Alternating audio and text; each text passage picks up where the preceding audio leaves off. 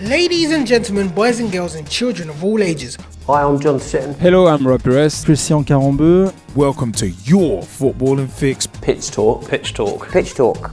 We've got football videos on YouTube, blogs, debates and discussion on Facebook and Twitter. Plus we do a podcast and so much more. It's we the people, for the people. For our videos, including our interviews and special features, check out youtube.com/Pitch Talk. Our podcast can be found on iTunes, Podomatic, TuneIn Radio and Spreaker, with older podcasts on mixcloud.com/Pitch Talk. Join the football revolution, because the pitch is where we eat, The pitch is where we sleep. and the pitch is where we talk. Join us on social media by searching for Pitch Talk. What's up, everyone? And you know what? I want to welcome you to the debut episode of the Straight Shootin View. Big ups to my boys, the G-Man and Jazzy Fizzle at Pitch Talk. It's one of them ones. We got some stuff coming back for you. But you know what? This is the Straight Shootin View with myself, Straight Shootin LJA. Give me a follow on Twitter at SSLJA. And I am Liam LJA Angel on Facebook. But you know what? With the shirt I've got on right now, there's only one thing that I'm here to talk about in this debut edition of the Straight Shootin View. And you know what? Man City 5, Liverpool 0. Bit harsh of a result, if I'm being perfectly honest about it. But. You know what? The one thing that frustrated me about today's game, in terms of a post-match view, the one thing that majorly frustrated me, not Salah's profligacy in front of goal. Not that. Not the Mane sending off, which is controversial, and personally I don't agree with, because at the end of the day, if he didn't catch the keeper, Ederson, it's one of them ones. Big ups to Ederson. Hopefully he's okay. I'm hearing fractured cheekbone and all that. Hopefully he's all right. Don't wish that upon anyone. But it's one of them ones. If he doesn't get touched, does he get punished? That's one question. The endangering an opponent thing. Well, he actually didn't. Mane didn't intend to take him out, and also eyes were always on the ball, but that's another debate for another time. But hey, it's one of them ones. I don't agree with it. I would be extremely annoyed if I was sent off for that at my level in the Southern Amateur Leagues. Big up Ibis Eagles AFC, the best Southern Amateur League team going. Of course I'm going to say that. But it is one of them ones where, you know what? One thing that ticks me off, and those who have watched Pitch Talk videos, listen to Pitch Talk podcasts on iTunes, Mixcloud, Podomatic and Spreaker, it's a case of, you will know that basic defending.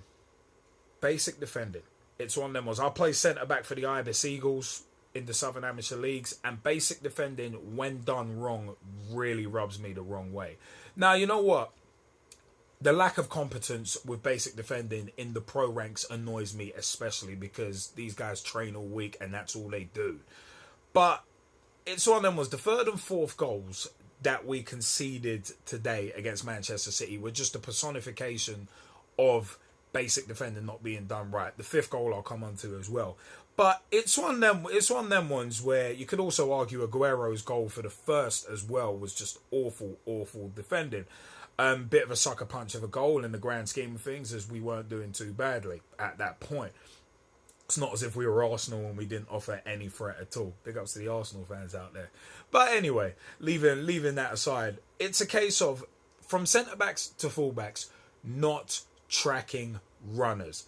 That's one thing that really annoys me, because it's so basic. Now, you know what? Bear in mind, especially for the third City goal, the same thing actually happened twice in 30 seconds.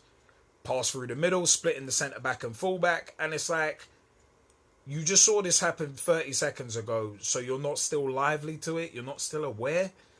I mean, the warning was there literally 30 seconds before with the disallowed goal. So it's one of them ones where it's like, okay, if you're not learning bloody lessons, I mean, it's frustrating. What the hell can you do when players ain't switched on enough? Leadership. That's where it comes down to. You got to have one defender, like a Jamie Carragher used to, like Sammy Hippier used to, take the boys by the scruff of the neck and be like, you know what? Wake up. Wake the up. for lack of a better term. But it's one of them ones. You look at the fourth goal, yeah, the gap between the centre back and the full back got exploited. But at the end of the day, tracking runs. If you track runs, then the winger doesn't have an opportunity to play that ball in, and the goal almost certainly doesn't happen. Elementary defending. Yeah, some might say I'm Monday morning and Monday afternoon quarterbacking, but the fact of the matter is, it's simple stuff. And with Liverpool, as much as it pains me to say it, this happens too often. Happens too often. Happened a couple times against Arsenal even as well. Which again, Salah's profligacy in front of goal, it'll come. It'll come. I think it's one of them ones where Salah will hit a hot streak. It will come.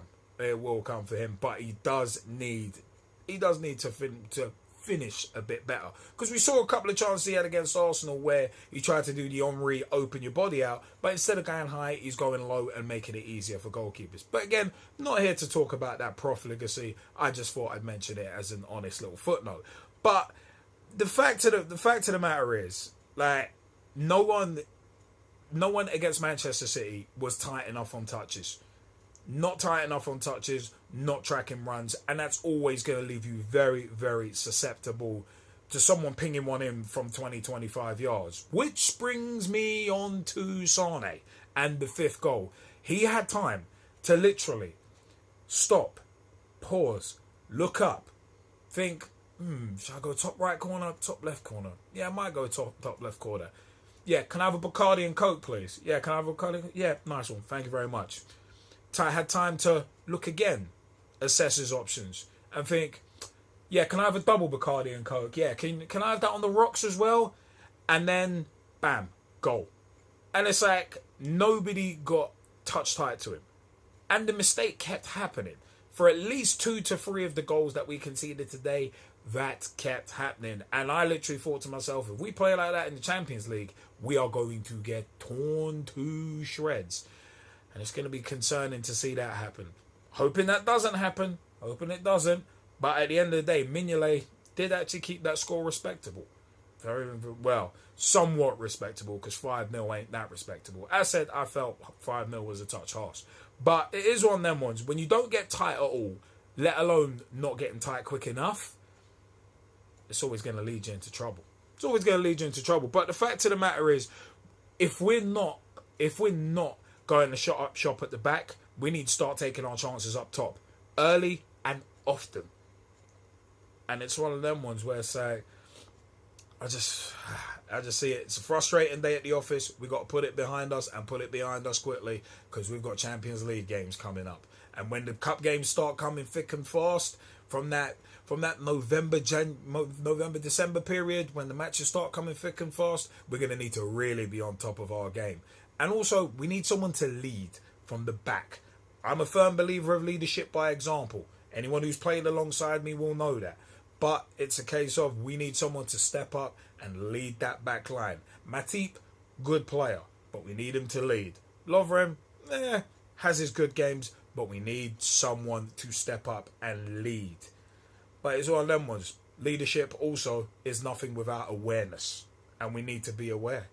Too many times on set pieces, we're leaving 2 men free, giving people free headers, giving people free runs. Personally, not a fan of zonal marking. Never have been, never ever will be, because you're marking space, and the space ain't going to score against you unless you're Paul Robinson against Croatia, or Tim Flowers, ironically, against Liverpool back in '95. But it's one of them ones.